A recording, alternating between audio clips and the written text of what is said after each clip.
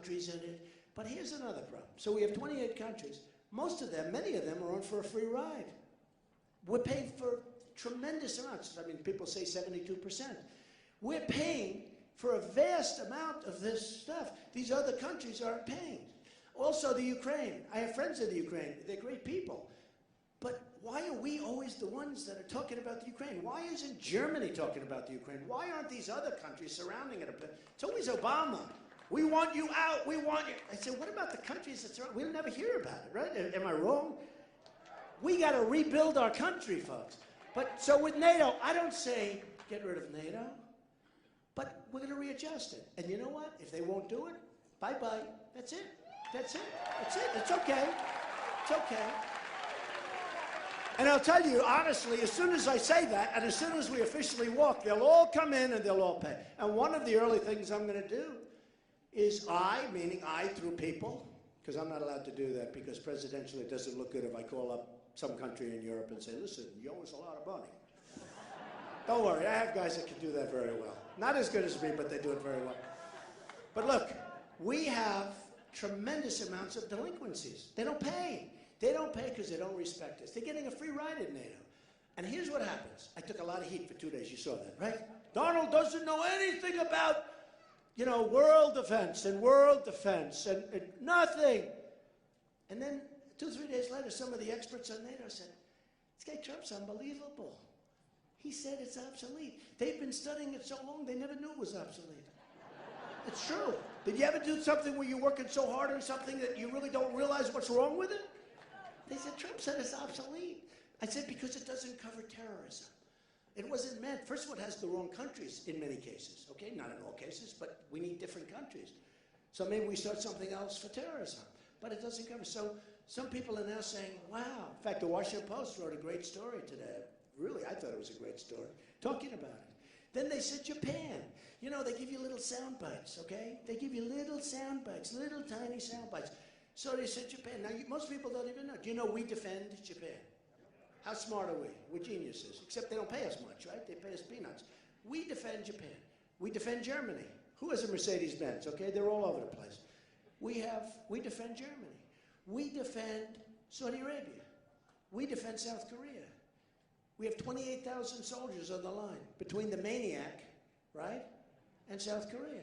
South Korea is immensely wealthy. Whenever you buy a television set, Samsung, LG, all of them, they come from South Korea, other than Sony. It comes from Japan. But we defend them. So here's the story. I said, no. And by the way, I'd rather keep it this way. But they have to pay us, folks. They have to pay us. We don't have any money. We have $19 trillion of debt, going to $21 trillion. So what happens is I give this interview to a group of people, and Obama said, he doesn't understand the world. I understand the world much better than he does. I have so much more. I told him his Iran deal was no good. I told him not to let the Syrians in because we have no idea who they are. We have no idea where they come from. They could be ISIS, and they might not be, but they could be ISIS. You ever notice the migration? There's so many young, strong men. Where are the women and children? There aren't that many. And I said, don't let them in. You can't let them in. We'll build a safe zone. We'll build a free zone, safe zone in Syria. I'll get the Gulf states to pay, because I don't want to pay. We've been paying too much. We're paying for everything. You know, we have the largest military budget in the world by many, many times. You know why? Because we defend everybody. Not for us. I mean, our roads are no good. Our bridges are falling down. Our country's falling apart.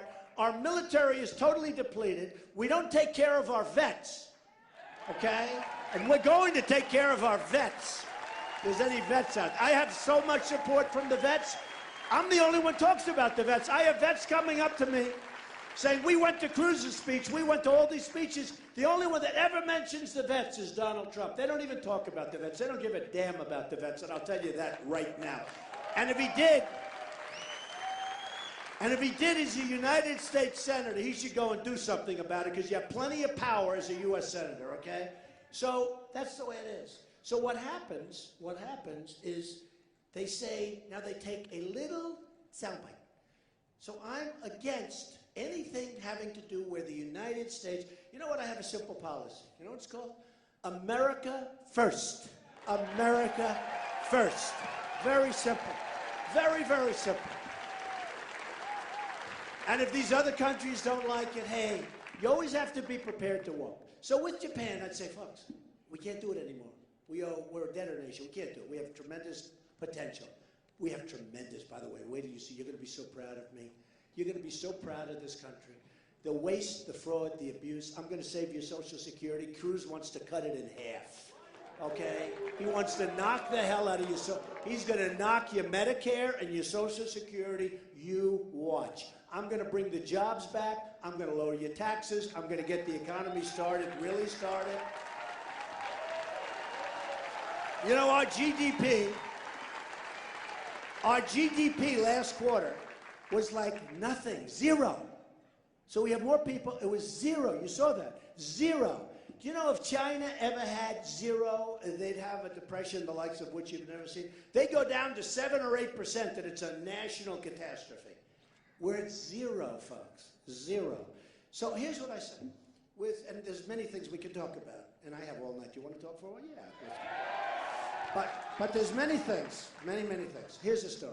So I say to Japan, I'm sorry, I want to be nice. My father used to say, take the lumps out. You're too tough. Take the lumps out. I'm not tough. I'm somebody that people like. I take care of people. I like to take. I love people. But it's I'm impatient, though. I'm impatient with incompetence. I hate incompetence. And we are surrounded with it, with our leaders. We're surrounded with it. My father used to say, take the lumps out. Nice and easy, son. Take the lumps out. I learned a lot from him. And what I say is this. I say to Japan and to the other countries, we want to help you. We want to take care of you. You got to pay us. We don't have any money. You got to pay us. We're going to make it so great. We're going to make it so strong. We're going to protect you. You got to pay us. You can't give us a fraction of what it costs. We can't do that anymore. Okay. Let's say they say no, so we take a walk. Most likely they call you up the next day and we defend them and they pay us a fortune. Okay, but if that doesn't happen, let them defend themselves. Okay, let them. It's time. 50 years. It's time. Let them. Let them.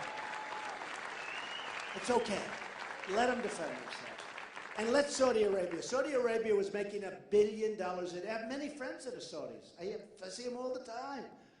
But they were making $1 billion a day before the oil went down. Now they're making a fortune, but it's not as much. But they're making a fortune. But they were making $1 billion. Think of it. $1 billion. Here we are losing hundreds of billions of dollars. As a country, we lose hundreds of billions of dollars a year because of all the stupidity. Bad trade deals, bad military deals, bad everything. We don't win ever, ever.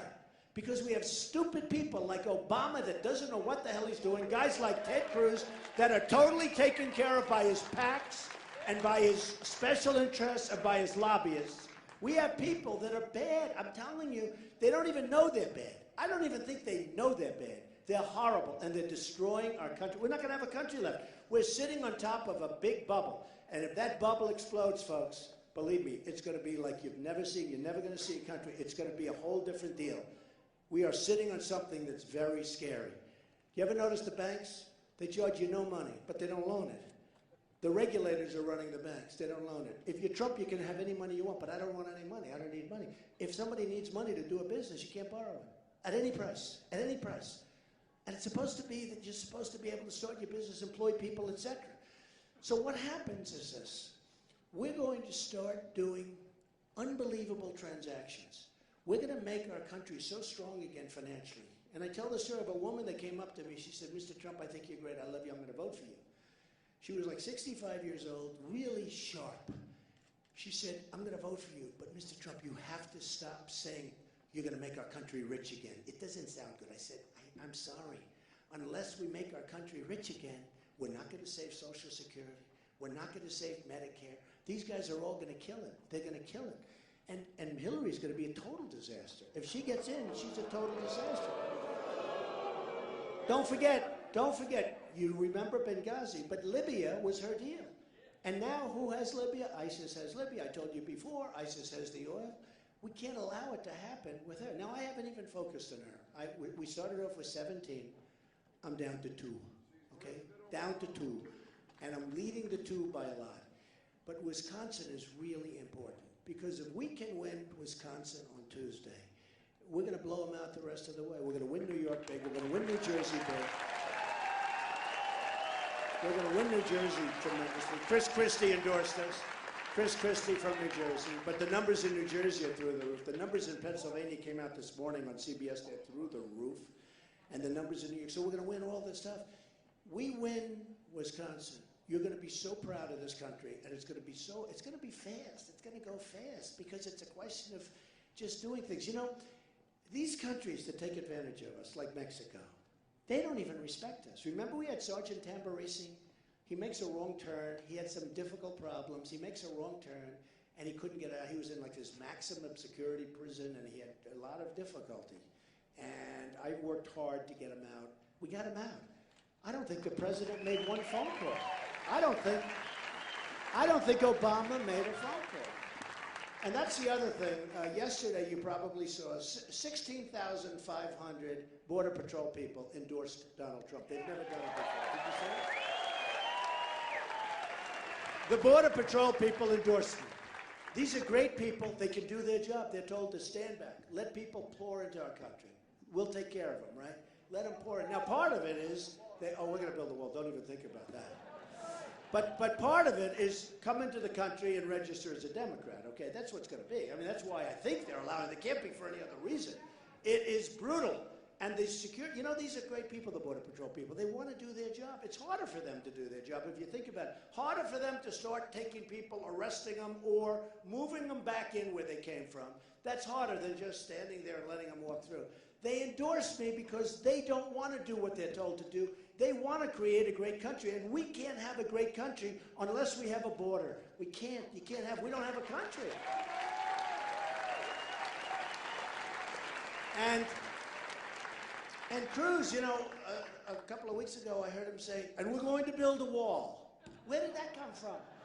All of a sudden, he wants to build a wall. He never wanted to build. It'll never get built if you rely on these people. And I'll build a beauty, and it'll be very tall, very strong. It'll look great. It'll look great. Someday they'll name it after Donald Trump, maybe. Who knows? But that's why I have to make it look great. But it's going to be a real wall, not one of these little toys. And it's going to be paid for. And the reason it's going to be paid for by Mexico, as I told you, we're losing a fortune with Mexico. And that doesn't include the drugs that are pouring across the border and poisoning our youth and others, by the way. And when I won in Wisconsin, and when I win in Wisconsin, we're going to come back here. We're going to celebrate. It's going to be amazing. And I'm going to be with you. I'm going to be with you tomorrow. I'm going to be with you the next day. I'm not going to let you get away. We're going to get those votes. But let me just tell you. So important. Because what we have is a movement. You know, we're on the cover of Time magazine 4 times in the last number of months. And what it is it's a movement. And they talk about it. It's a movement. But it'll cease to be a movement. It's a movement of common sense. It's a movement of not letting the world take advantage of us. I will get along better with the world than Obama does, and they won't take advantage of us. I have great relationships. I mean, look, China, with their $500 billion trade deficit, China builds this massive military fortress in the middle of the South China Sea. They don't respect us. They take our money. They close up our jobs. They sell us stuff, no tax, that, boom, pours in like garbage. We can't deal with them because if we have a manufacturer, anybody here who deals with China, they know what I'm talking about. You can't get your product in. And they dump it on us. Let me tell you what's going to happen with me. I'm going to stop the manipulation of their currencies, okay? But more importantly, we're going to have Apple and many companies building their products in the United States, not in China and Vietnam and all of these other countries. It's going to happen. It's going to happen. Believe me, it's going to happen. So, you know, I brought a couple of charts along, and I just wanted to show you because it's incredible. And I didn't, you know, we're not going to make a big deal, but look at this. Look at the numbers. I think you can mostly see that. Look at that. You see what that is? See what that is? It ain't pretty. That's what you know, right? Look at that. That's United States manufacturing jobs rapidly declined since the year 2000. Look at the numbers here. We're not going to have anything left, folks. When you see Carrier air conditioner leaving, now here's what I do. Number one, I talked to him before. Big league. I talked to him and said, don't leave. Meaning me. It's funny. Again, my wife. Darling, you're so brilliant. You're so great. act presidential. It's so easy for you. I said, darling, I gotta win first, you know? I gotta win. And what's gonna happen is I'm gonna call Carrier. Now, the President of the United States is not supposed to be calling an air conditioning company, right? But I do.